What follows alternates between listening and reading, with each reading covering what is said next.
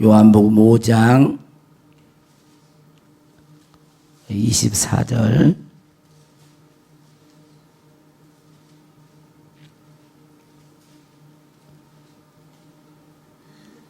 우리 같이 읽겠습니다. 시작. 내가 진실로 진실로 너희에게 이르노니 내 말을 듣고 또 나 보내신 이를 믿는 자는 영생을 얻었고 심판에 이르지 아니하나니 사망에서 생명으로 옮겨노니라. 아멘.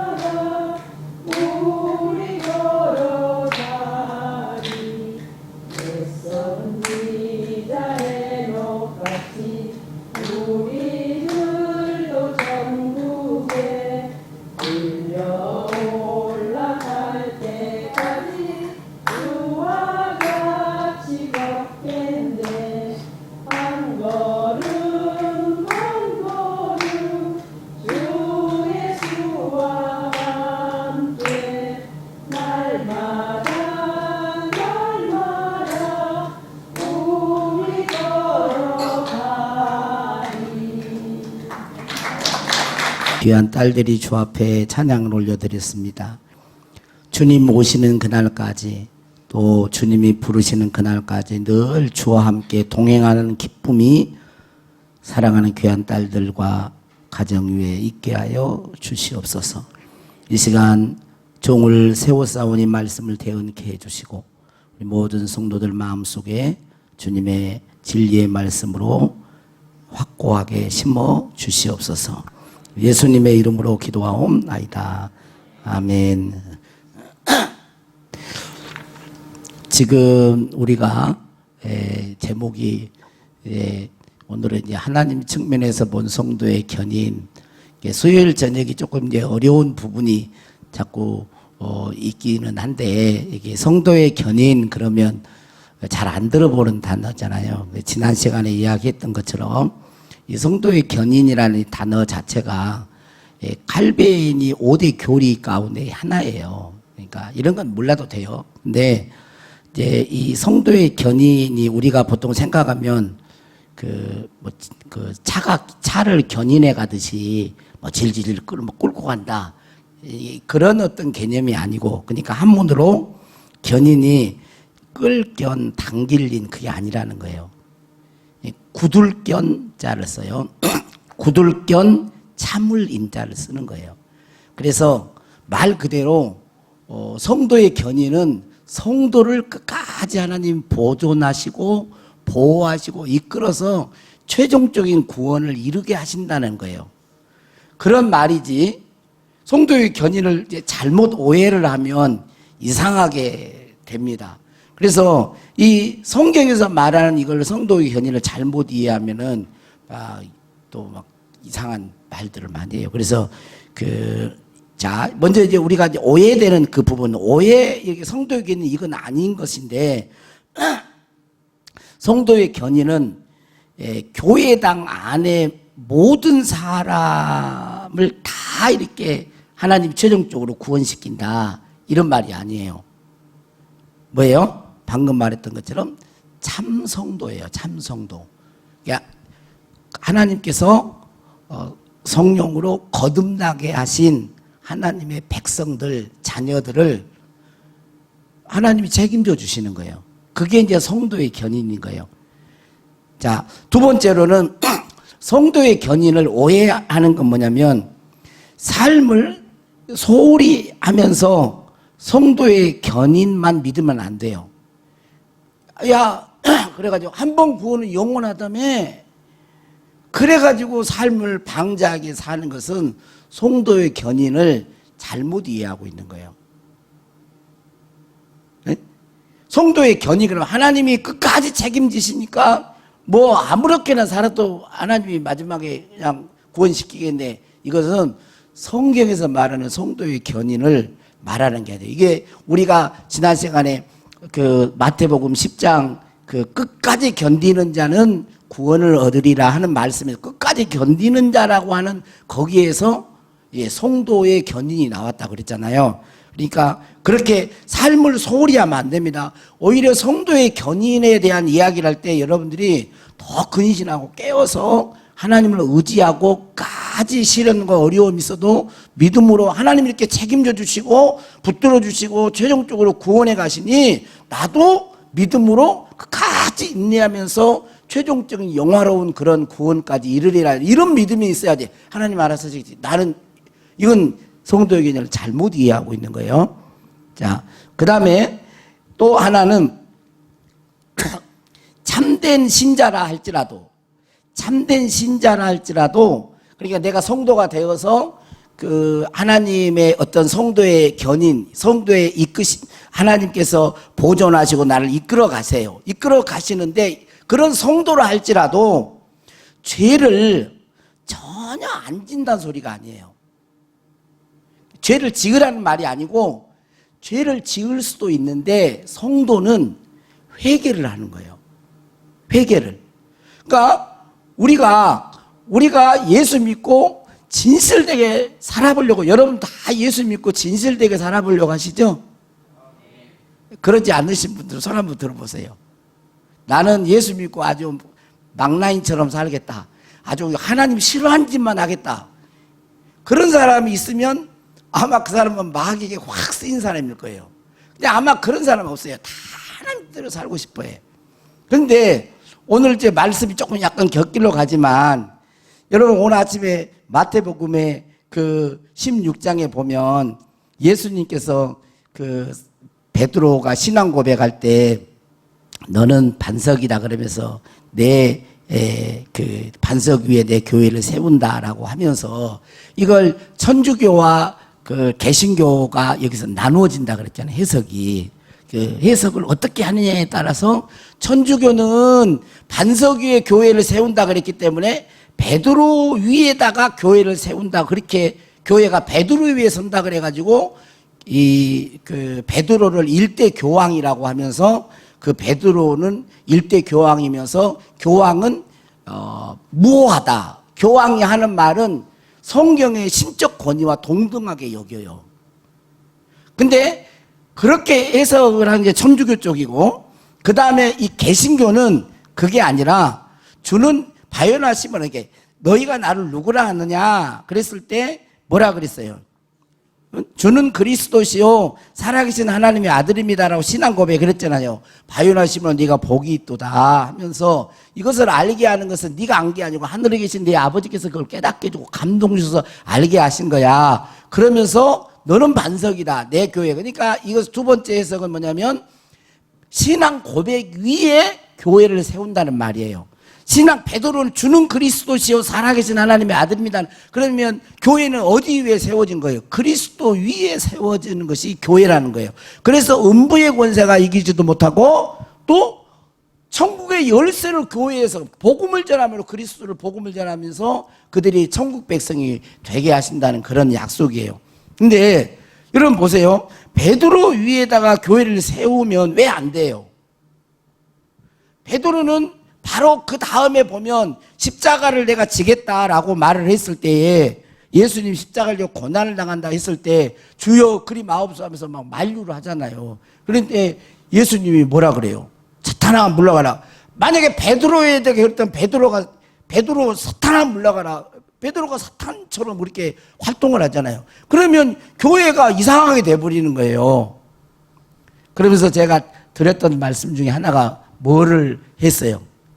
여러분, 우리가 오늘 또 제가 전도하면서 그런 얘기 잠깐 했었는데, 우리는 이 부류는 나쁜 부류, 이 부류는 뭐 좋은 부류, 이렇게 이 사람은 착한 사람, 이 사람은 나쁜 사람, 이렇게 우리가 말을 하잖아요. 아, 이 사람 정말 착한 사람이야, 이 사람 참 나쁜 사람이야, 이렇게 말을 하잖아요. 근데 그건 잘못 알고 있는 거예요. 베드로가 신앙, 성령의 감동을 받아서 신앙 고백할 때는 칭찬 듣는 예수님께 칭찬 듣는 반석 같은 사람인 거예요.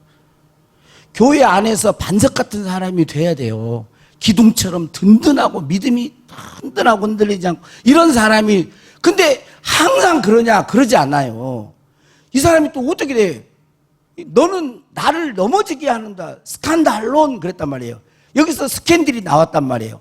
걸림돌이 되게 한 거예요. 베드로가 걸림돌이도 됐어요. 이건 뭐를 봐야 되냐면 사람 안에 두 가지 마음이 다 같이 있는 거예요. 하나는 반석 같은 베드로가 있고 하나는 사탄과 같이 이렇게 자꾸 주의 일을 걸려 넘어지게 하고 자꾸 거치는 돌처럼 하는 그런 모습이 우리 안에 공존해 있어요. 오늘도 전도하면서 제가 이제 이야기를 이렇게 주거니 받거니 이렇게 하다가 제가 물었어요. 응? 누구누구 씨는 100% 착하냐고. 아니요. 그러면 100% 악하죠? 아니요. 그런데 사람은요, 다 같이 있는 거예요. 이게 양면이. 여러분, 이게 얼마나 그거를 이해해야. 여러분, 나는 보세요. 나는 100% 하나님 영광만 위해 살아. 나는 100% 착해, 의로워. 그런 사람 있어요? 나는 100% 악해. 그런 사람도 없어요. 우리 인간의 이 양면 속에 옛자와 새롭게 된 어떤 자아의 싸움이 있듯이 우리 안에는 반석 같은 베드로의 모습, 사탄 같은 베드로의 모습이 우리 안에 같이 공존해 있어요. 그걸 알아야 교만하지 않아요. 그걸 모르면 자기가 조금 잘할 때는 못한 사람 보면 막 저런 믿음 없는 막 그런 마음이라고 막 그게 뭐냐면 욕은 안 해도 막 비웃고 무시하고 믿음 뭐 이렇게 판단을 하게 돼. 그러나 우리 안에 그게 같이 있는 것이 느껴지면요 그렇게 못하거든요. 왜냐하면 내가 가능성이 있어요. 지금은 내가 잘하지만 어느 순간에 넘어질 수 있는 가능성이 우리에게는 항상 공존해 있어요. 주님 앞에 완전히 입성하기 전까지는 그런 모습을 가지고 있습니다. 그래서 신자라 할지라도 죄를 안 지으려고 해도 넘어질 때가 있어요. 그러나 진짜 신자는 죄를 지을 때 그대로 꺼도 되겠죠. 이렇게 교만하게 막 그런 게 아니라 즉각 회개하면서 빨리 돌이키면서 하나님의 보호와 인도를 받기를 원하시는 거예요. 그렇게 인도해 가신 것입니다. 그 다음에 또 한 가지를 말을 하면 성도의 견인 가운데 있는 신자라고 할지라도 자기 구원에 대해서 전혀 의심하지 않거나 두려움이 전혀 없다고 말할 수 없어요. 내가 참된 신자라 할지라도 참된 성도의 견인, 이제 하나님의 영원한 구원의 그런 백성이라 할지라도 내가 가는 가운데 내가 진짜 구원받을 수 있을까? 이런 모습으로 하나님 앞에 정말 구원받을 수 있을까? 하나님 만나면 어떻게, 그런 두려움이 전혀 없는 거 아니에요. 그런 걸 순간순간 가질 수 있어요. 이것을, 이런 게 전혀 없다. 나는 이제 구원받았으니까 뭐 두려움이 없이 나는 의심이 전혀 안 일어난다. 그러지 않아요. 참된 신자라도 그런 걸 순간순간 가질 수가 있어요. 가질 수가. 자, 이런 오해들은 왜 그러냐면, 지난번에도 말했던 것처럼 이 성도의 견인에는 하나님의 측면과 인간의 측면이 두 가지가 있는데, 이 두 가지 중을 균형을 잡지 못하니까 그러네요. 균형을. 우리의 구원은 하나님 측면과 인간의 측면이 있어요. 왜 하나님 측면과 인간의 측면이 있냐면, 인간을 로봇화하지 않았다는 거예요. 하나님이 구원을 주도해 가시지만 하나님만 전적으로 하는 게 아니에요. 우리 인간을 로봇 프로그램에 해놓지 않았기 때문에 인간의 반응과 함께 일을 하시기 때문에, 이것을 두 가지 다 성경에서 이야기하기 때문에 이걸 두 가지 다 이렇게 알고 있어야 균형 잡힌 신앙생활을 할 수 있는 것입니다. 그래서 오늘은 먼저 다음 시간에는 이제 이게 한 가지씩 잡으면 또 길게 갈 수가 있는데, 제가 아주 그냥 너무 길어가면 그러니까 최대한 그냥 이것을 압축시켜서 그냥 하나님의 측면을 하고 오늘 그냥 30분 안에 그냥 다 끝내보려고. 그러니까 그렇게 자, 성도의 측면, 하나님 측면을 먼저 살펴보겠습니다. 자, 제가 한번 먼저 이야기할게요. 우리의 구원은 우리의 노력이나 힘이나 지혜로 이루어지지 않습니다. 만약에 우리의 노력이나 힘이나 지혜로 이루어진다면 하나님 필요가 없어요. 그렇죠. 내가 스스로 내 지혜나 노력이나 뭔가를 해가지고 구원을 얻을 수 있다면 하나님이 뭐 필요 있겠어요. 하나님 우리의 구원자가 되실 필요도 없지. 필요가 없어. 이게 이렇게 안 이루어져요. 그래서 지금까지 살펴본 대로 우리의 구원에는 성부 하나님, 성자 예수님, 성령 하나님의 주도적인 역사로 이루어지는 거예요. 지금까지 계속 그 얘기를 해왔잖아요. 하나님이 창세전에 우리를 예정하시고 선택하시고 그 아들이 때가 되어서 여자에게 나게 하시는, 오셔서 십자가에 죽으시는 속량 구속을 이루시고 성령 하나님이 그 복음을 믿게 하시고 인을 치시는 그런 역사가 우리의 구원의 이면에 우리가 생각지도 못했는데 하나님이 그런 것들을 다 하신 거예요. 그러니까 우리의 구원을 나만 보면 자꾸 안 돼요. 우리의 구원은 성부, 성자, 성령 삼위 하나님 창조주이시고 전능자이신 이 하나님의 주도적인 역사 속에서 구원이 이루어지고 있음을 알아야 됩니다. 그러므로 최종적인 구원, 그 영화나 우리 성도의 이 견인도 그런 측면에서 살펴봐야 돼요. 그런 측면에서 안 보면 잘못 성경을 보고 있죠. 암적으로, 편협하게. 첫 번째로는 그래서 성부 하나님, 왜 우리의 구원이 안전한가? 바로 그것은 성부 하나님의 속성 때문에 그래요. 성부 하나님의 속성. 하나님은 전지전능하시고 신실하시며, 여러분 아멘 다 속으로 하시죠. 하나님은 전지전능하시고 신실하시고 불변하시고 그 지혜가 무궁하십니다. 우리의 구원도 하나님의 선택하심으로 시작되었어요. 자, 전지전능하시고 지혜가 무궁하시고 신실하시고 변함이 없으신 하나님이 우리의 구원을 주도하시면서 시작하셨단 말이에요. 자, 그렇다면 불변하시고까지 책임지지 않겠어요? 그런 하나님이? 그래서 최종적인 구원도 하나님 때문에 가능한 거예요. 우리의 무엇이 먼저 그것도 따라오지만 그것이 되어서가 아니라 하나님이 구원을 책임지시는 거예요. 그게 뭐냐면 이 땅에서 인도하신 성도의 견인. 오늘 그 요한복음 5장 24절에도 보면 내가 진실로 너희에게로 내 말을 듣고 또 나 보내신 이를 믿는 자는 영생을 얻었고 심판에 이르지 아니하는 사망의 생명을 옮겼느니라. 지난 시간에 그 본문으로 봤던 요한복음 10장 28절, 29절. 내가, 여기 보세요. 자, 보세요. 같이. 내가 그들에게 영생을 주는, 여기 그들은 양이라 그랬어요. 주님의 양. 내가 그들에게, 같이 읽어보면 시작. 내가 그들에게 영생을 주노니 영원히 멸망하지 아니할 것이요. 또 그들을 내 손에서 빼앗을 자가 없는, 지금 이거, 지금 성자 예수님이 하신 말씀이에요. 근데 그 다음에 그것만 해도 끝이야. 근데 그 다음에 29절에 또 얘기해요. 뭐라고 그러냐. 그들을 주신 내 아버지는 만물보다 크심에 아무도 아버지 손에서 빼앗을 수 없느니라. 성자 예수님이 딱 말씀하셨는데 그것 이중적인 그런 성부 하나님의 손에서 빼앗을 수 없다고. 그만큼 하나님의 성도 내 백성은 영생을 주는데 누구도 빼앗을 수 없어. 확고해 딱 이렇게 하는 거예요. 이게 성경이 지금 우리에게 하나님 측면에서 우리의 구원을 확실하게 보장하시고 이끌어 가신다는 그런 말씀인 것입니다. 자, 그런데 만약에 하나님께서 이렇게 구원하시려고 한 자를 포기한다거나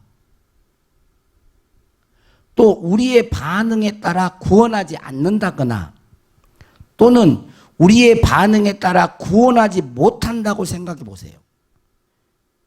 이런 하나님이 우리의 구원자가 되신데 우리의 어떤 아까 말했던 것처럼 완악하게 회개하지 않고 막 이런 거 말고 성도에서 연약해서 넘어지고 그런데 그걸 우리의 실수가 있고 흠이 있고 그런 부분이 연약해서 그런 부분 그것 때문에 내가 구원 안 해.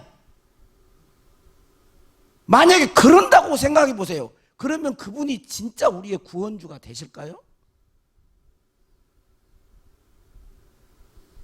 그런 하나님을 어떻게 우리가 믿을 수 있겠냐고요. 성경에서 말하는 하나님은 그런 하나님이 아니세요. 지금 다시 이야기합니다. 오해를 하기 쉬우니까 성도를 지금 이야기하는 거예요. 아직 거듭나지 않고 그 사람들 말고 교회 안에는 교회 들어왔다 배교하는 자들이 있어요. 그런 자들까지 다 싸잡아서 성도의 견해를 말하는 게 아니에요. 지금 하나님의 백성 자녀를 말을 하는 거예요.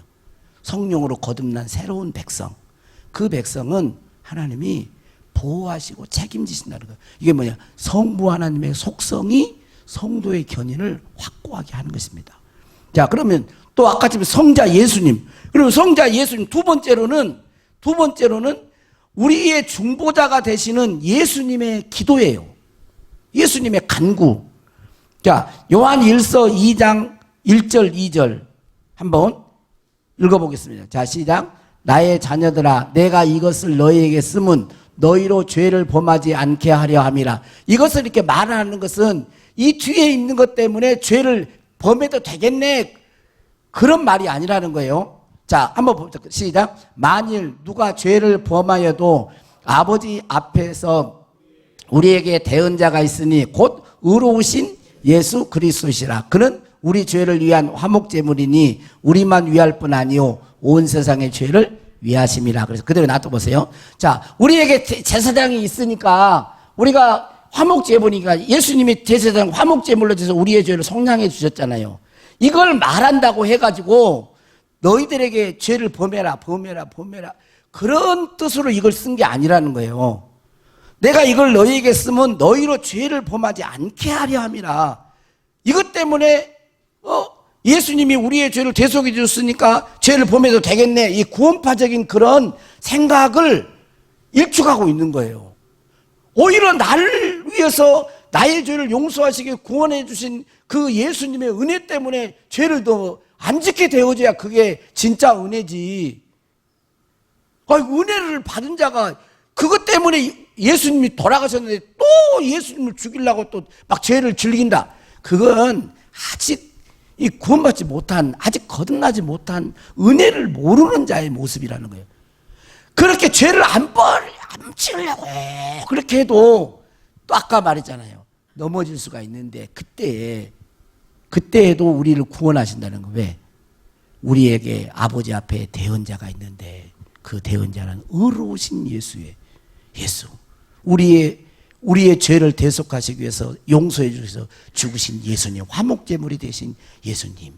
그분이 계시기 때문에 뭐 어떤 사람은 또 온 세상의 죄를 위하심이라 그래가지고 뭐안 믿는 사람 다 돼. 그게 아니고 1세기 당시에 있는 사람들이 예수님 믿잖아요. 그러면 이 복음을 들었잖아요. 이분들을 통해서 계속 복음이 전하는데 아직 그러면 자기들만 위할 뿐이요 그래 버리면 안 되죠. 그 이후에 예수 믿어야 될 사람이 얼마나 많은데. 그러니까 그걸 이렇게 확대 지금 이야기하는 거예요. 자, 이것만 있는 게 아니고 히브리서 지금 두 번째로는 우리의 중보자가 되시는 예수님의 기도 때문에 우리의 구원은 확고하다라고 하는 것을 지금 이야기하고 있는 거예요. 히브리서 7장 24절 25절. 자, 한번 읽어봅니다. 시작. 예수는 영원히 계심으로 그 제사장 직분도 갈리지 아니하느니라. 그러므로 자기를 힘입어 하나님께 나아가는 자들을 온전히 구원하실 수 있으니 이는 그가 항상 살아계셔서 그들을 위하여 간구하심이니라 그런 거예요. 여러분, 구약의 제사장은요, 사람이 제사장이었잖아요. A라고 하는 사람이, A라고 하는 제사장이 제사장 동안 잘했어. 잘하다가 이제 죽었어. 그러면 다른 사람에게 그 제사장 직분이, 그 사람이 제사장 직분을 더 이상 감당 못해요. 그게 중지가 되는 거예요. 그리고 다른 사람에게 그 제사장 직분이 넘어져 가야 돼. 그래서 정지됐다가 또 다른 사람에게 제사장 직분이 가고 또 가고 이렇게 해서 왔어. 근데 예수님은 어떻다는 거예요? 영원히 계신 분이라는 거예요. 예수님은 죽고 그런 게 아니고 영원히 계신 분이다. 그 제사장의 직분도 갈리지 않는다는 말이 그 제사장이 영원하다는 말이죠. 그러므로 자기를 힘입어 예수님을 힘입어서 예수님께 나오는 하나님께 나오는 자를 예수님은 온전히 구원하실 수가 있는데 이는 그가 항상 살아 계셔서 그들을 위하여 간구하심이라 그랬어요. 그리고 로마서 8장에도 또 예수님의 중보기도가 또 나와요. 근데 그건 이제 찾지는 않은데 여러분 우리가 이게 지금 우리의 구원을 위해서 성부 하나님께서 강권적으로 우리를 이끌어 가시고 그분의 지혜와 능력을 하시지만 또 우리의 구원을 이루기 위해서 2000년 전에 오셔서 십자가에서 달려 죽으신 예수님이 지금도 부활을 살아계셔서 우리의 영원한 대제사장이 되셔서 우리를 위해 계속 중보기도 하고 계시는 거예요.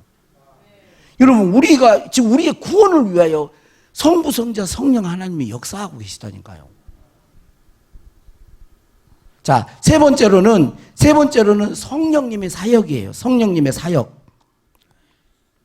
에베소서 1장 13절 14절 한번 읽어보겠습니다. 에베소서 1장 13절 14절. 자, 시작. 그 안에서 너희도 진리의 말씀 곧 너희의 구원의 복음을 듣고 그 안에서 또한 믿어 약속의 성령으로 인치심을 받았으니 이는 우리 기업의 보증이 되사 그 얻으신 것을 속량하시고 그의 영광을 찬송하게 하려 하심이라 그랬어요.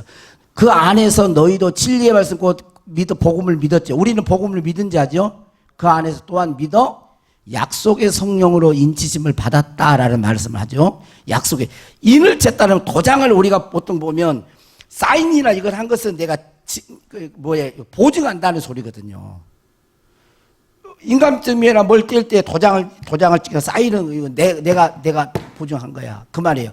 그러니까 이 말은 성령이 구원의 보증이 된다는 말은 성령이 우리 가운데 오셔서 거듭나게 하심으로 성령의 인을 치신다는 말도 되지만 인을 치셔서 보증한다는 말도 되지만 성령 자체가 우리의 인이 된다는 말도 돼요. 성령이 우리의 인이 되는 거예요. 인. 도장이 되는 거예요. 도장. 변치 않는 뭐를 위해서? 구원을 확고하게 인도해 가시는. 그러니까 이 성령의 이 사역이 우리의 구원의 최종적인 성도의 견인과 함께 최종적인 구원을 이루기 위하여 지금 성령의 이 사역이 지식이 아니고 실제 우리의 현실 속에서 일하고 계세요. 성령님이 일하고 계신다고. 여러분 그걸 알아요? 우리의 구원을 완성시키기 위해서 성령님이 계속 우리의 지금 생활과 모든 환경 속에서 일하고 계신 거 여러분 느끼시나요? 그게 분명히 있어요. 실제적으로 있는 것입니다. 자, 그래서 우리는 이걸 이제 알아야 돼. 그리고 우리의 지금 남은 인생 속에 성령의 인도를 받아 살아가야 하는 거예요. 성도는 성령의 인도를 받아 사는 자잖아요. 그렇게 하는 것입니다. 그래서 로마서 8장 11절에 보면, 로마서 8장은 성령님에 대한 이야기를 많이 나오죠. 로마서 8장 보세요. 자, 시작. 예수를 죽은 자 가운데서 살리신 이의 영이 너희 안에 거하시면, 그리스도 예수를 죽은 자 가운데서 살리신 이가 너희 안에 거하시는 그의 영으로 말미암아 너희 죽을 몸도 살리시리라. 그 이전에 보면 그리스도의 영이 없으면 그리스도의 사람이 아니라 그랬어요. 그리스도의 영이, 우리 예수 믿는 사람은 그리스도의 영이 거하세요. 그 영이 뭐예요? 성령님이 우리 안에 거하셔서 뭐를 하느냐? 바로 우리의 죽을 몸도 살리신다는 거예요. 예수님도 성령께서 부활케 하시는 거거든요. 우리의 죽을 몸도 살리신다는 말은 성령이 우리 안에 아까 보증으로 오셔서, 인으로 오셔서 결국 최종적인 구원을 완성하신다는 그런 말이 되는 거예요. 죽을 몸도 살리신다고 했기 때문에. 그래서 이 성령의 이 사역은 우리 안에 거하시면서 우리의 죽을 몸을 살리시는 데까지 이 말씀은 연결을 시키십니다. 그리고 로마서 8장 15절에도 보면 성령을 어떻게 이야기하냐면 양자의 영이라 그랬어요. 자, 같이 읽어보면 시작. 너희는 다시 무서워하는 종의 영을 받지 아니하고 양자의 영을 받았으므로 우리가 아빠 아버지라고 부르짖느니라. 이제 로마서 가면 양자의 그 이야기를 했지만 우리 안에 오셔 양자의 영을 보여줬다는 말은 뭐겠어요? 성령의 역사. 하나님을 아빠 아버지와의 관계를 단순히 예수 믿는 사람이 하나님을 아버지 이렇게만 호칭으로만 부른다는 말이 아니에요. 양자의 영을 줬다는 말은 그 아버지와의 자녀와의 관계, 하나님의 자녀와의 관계를, 영적 관계를 유지하고 풍성히 경험케 하시는 영이라는 거예요. 이게. 여러분, 성령이 아니면 우리가 어떻게 하나님 아버지와 영으로 교통할 수가 있겠어요? 그래서 최종 구원까지 성령님은 보증하시고 사역을 하십니다. 자, 여기서 이제 잠깐 조심해야 할 거 있는데 뭐냐면 성령의 사역을 일시적인 체험으로만 생각하면 안 돼요. 우리는 이제 성령의 체험, 일시적인 체험, 성령의 사역을 항상 내게 일어나는 성령의 어떤 사역을 최종적인, 하나님의 예수님의 형상을 이루고, 형상을 이루고 성령께서 최종적인 구원으로 나를 이끌어 가시고 인도해 가시는구나. 이렇게 성령님과의 관계를 이해를 해야지 성령님을 단회적으로 그냥 어떤 체험하고 감동을 주고 깨닫게 하시는 것으로만 제한을 시키면 안 됩니다.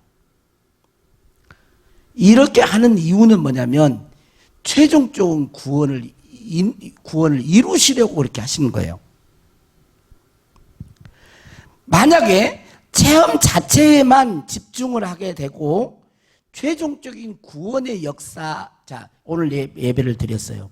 오늘은 다른 때와 다르게 눈물이 나고 막 깨달음이 오고 은혜가 됐어요. 성령 역사하셨다. 자, 이거로만 생각하면 안 된다는 거예요. 왜 이렇게 지금 은혜 주시고 눈물을 흘리게 하시고 감동을 주시나?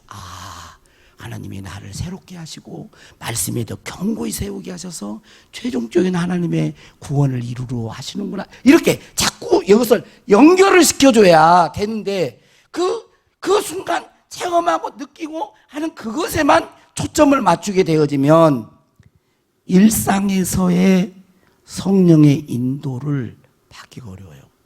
잘 못 받습니다. 왜냐하면 매일매일의 삶 가운데 여러분 기도할 때 체험 쪽에만 집중을 해버리면 어때요? 기도할 때 체험하죠. 막 방은 터지면서 막 열리기도 하고 막 환상이 어떤 열리기도 하고 몸이 막 차르고 막 이렇게 임재가 있고 막 그러죠. 근데 그것에만 딱 멈춰버리면요, 그럼 나가버리면 그게 없잖아, 체험이. 그러면 인도를 못 받아버려. 인도를 못 받는다는 의식을 못 한단 말이에요, 처음에. 그건 뭐냐면, 내가 지금 이렇게 체험 임재를 하고 있잖아. 그럼, 성령이 내 안에 지금 나와 함께 하시는구나. 그래서 이런 임재 체험이나 이런 것들이 없을 때에도 성령께 민감하게 그분의 인도를 따라가려고 해야, 그래야 성령에 민감하게 하고 성령 민감한 속에 인도를 받아갈 수 있어요. 체험이나 일시적인 현상에만 자꾸 거기에다만 집중을 하게 되어지면, 이런 사람들의 특징이 뭐냐면, 이런 사람 특징이 삶이 결여가 돼요. 삶이. 그게 뭐냐면 진리의 생활화가 이루어지지 않는 거예요. 전에 초창기 때, 목회 초창기 때, 그때는 얼마나 은사를 사모했는지 몰라요. 막 방언하고 뜨겁고 불덩어리가 되고 막 그러면 그때는 막 임재가 있는 것 같아요. 근데 가서 이제 갈 때 집에 가서도 그 있어요. 그러니까 잠을 못 자는 거예요, 이제. 왜? 이 용이 맑아지니까 막 꼬리를 잇는 거예요. 계속 그렇게 할 수가 없어요. 못 자요, 잠을. 1시간, 2시간도. 그러니까 이제 잠을 자야 되니까, 내일 새벽기도 있으니까 잠을 자야 되니까 이제 생각을 다른 데로 하려고 TV를 켜놓고 이제 좀 합니다. 그리고는 이제 곳에 꼬리를 잃는 생각을 이제 차단을 시키는 거예요. 그리고 이제 잠을 잔다면 아침에 일어나면 또 어떻게 해요? 막 뜨겁고 막 불이 있을까요? 일상 똑같아요. 자, 그러면 그 체험 쪽에만 딱 꼈고, 그럴 때, 하나님 막 이것만 알고 있으면, 그리고 그걸 잊어버리면, 그때는 또 내 감정대로 살아가네. 그러니까 진리의 생활화가 안 일어나는. 그러니까 뭐냐면 체험 자체, 깨달음 자체 중요합니다. 그런데 단회적으로 어떤 사건이 일어나는 그것에만 초점 맞추지 말고, 이 성령께서 어디로 나를 이끌고 가시는가, 어떤 변화를 이루어 가시려고 하는가를 우리들이 늘 깊게 생각해야만이 일상생활에도 늘 하나님이 계세요.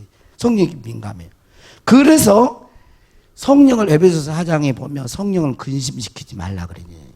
왜? 구원의 날까지 너희가 인치심을 받았느니라.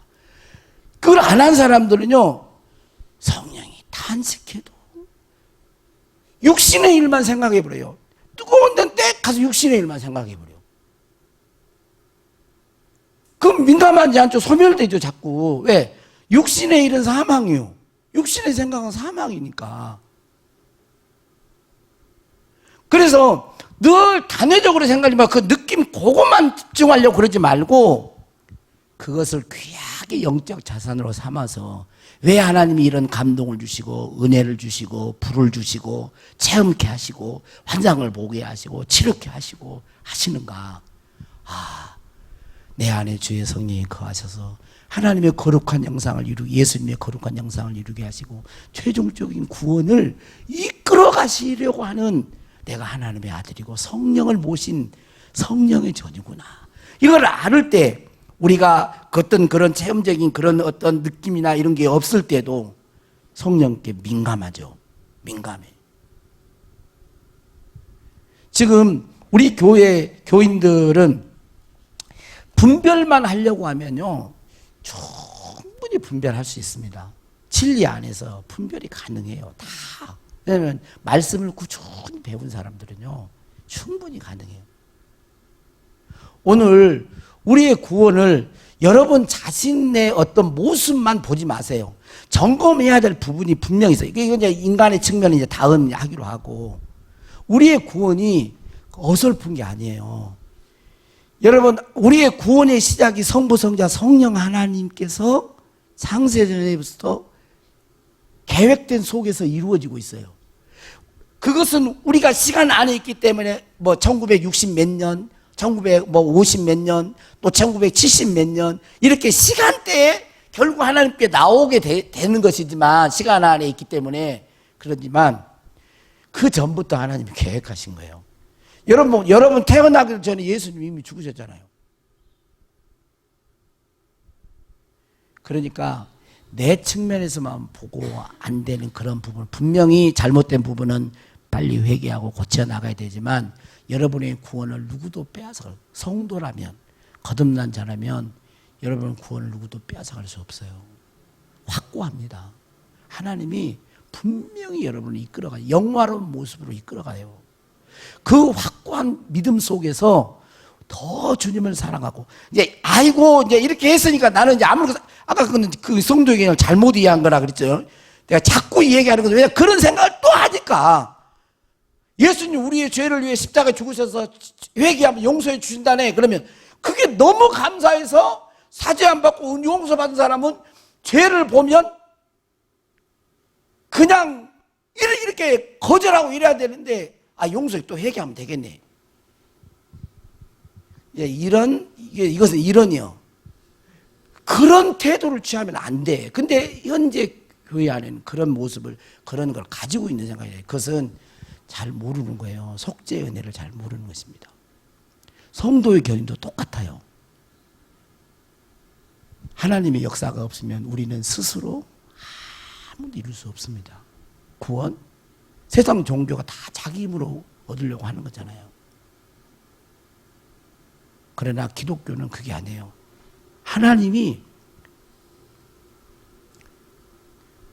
100%라고 하면 그렇고 99.99999999999예요.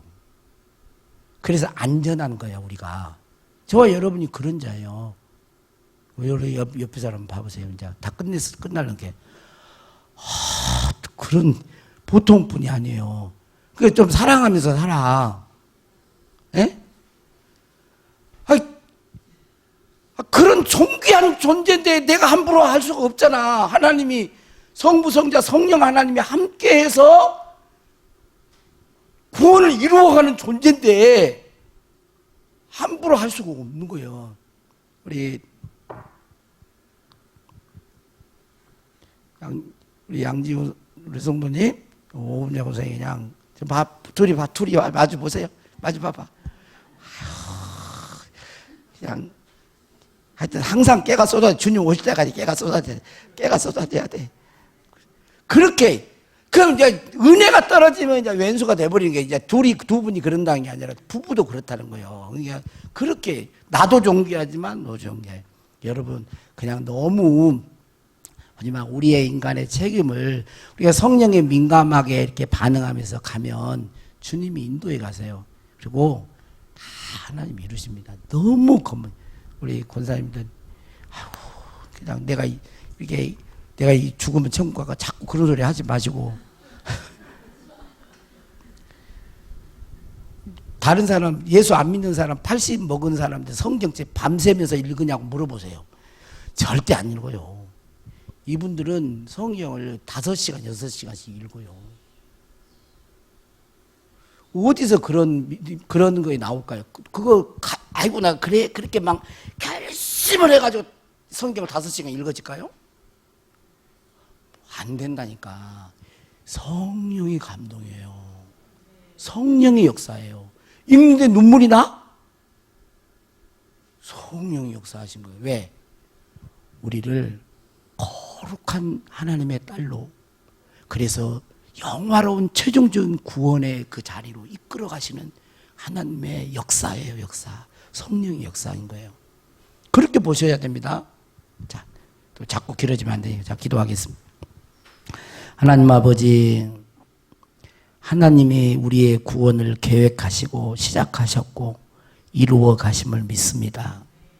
아버지 하나님, 저희들 주님의 뜻대로 살려고 기도하고 성령의 은혜를 구합니다. 이 세상 본받지 않고 하나님의 뜻대로 누가 뭐라고 해도 하나님의 진리의 말씀이 우리의 길이요 빛인 것을 믿습니다. 세상이 요동하고 흔들려도 하나님의 말씀만 붙들고 가겠습니다. 우리 둔덕교회 성도들 그렇게 갈 수 있도록 주의 능력의 손으로, 만유보다 크신 아버지의 손으로 붙들어 주셔서 최종적인 구원의 완성을 이루어 가실 것을 믿습니다. 우리가 때로 연약해서 미끄러지고 넘어져도 우리에게 영원한 대제사장이 예수님께서 우리를 충보하고 계신 것을 믿고 다시 일어서고 회개하며 주님께 나아갑니다. 매일매일의 삶 가운데 성령님이 세밀하게 역사하시고 이끌어 가신 그 역사를 우리가 봅니다. 성령님을 근심시키지 않게 하시고 성령님을 소멸시키는 죄를 범치 않게 하시고 더욱더 성령님께 민감하여 우리의 모든 삶이 진리가 되고 생명이 될 수 있도록 도와 주옵소서.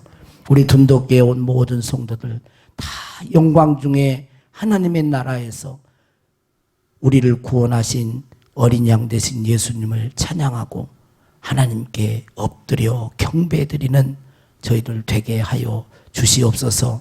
아직도 이 교회 안에 하나님의 울타리 안에 들어오지 못한 다른 양들이 있습니다. 하나님, 그들 양도 주여 긍휼히 여겨주시고 속히 들어와서 하나님의 나라의 권속이 되도록 도와주시옵소서. 축복하옵고 예수님 이름으로 기도하옵나이다. 아멘. 믿음에 선포하겠습니다. 시작. 우리 둔덕교회는 성령님의 임재가 강한 교회다. 아멘. 우리 둔덕교회는 치유와 회복과 변화와 형통과 부여와 헌신이 있는 교회다. 아멘. 우리 둔덕교회는 수많은 영혼들과 일꾼들이 몰려오는 교회다. 아멘. 우리 둔덕교회는 예수님을 사랑하고 영혼을 사랑하며 사람을 세우는 교회다. 아멘. 우리 둔덕교회는 예수님의 제자 군대 신부된 교회다. 아멘. 우리 둔덕교회는 복음을 깨닫고 복음으로 살며 복음을 증거하는 교회다. 아멘. 우리 둔덕교회는 부흥하는 교회로 지역과 다음 세대를 살리는 교회다. 아멘. 우리 둔덕교회는 마지막 때 교회의 사명을 감당하며 영광 중에 주님을 맞이하는 교회다. 아멘. 주님의 이름으로 사랑합니다. 성령으로 충만합시다. 예.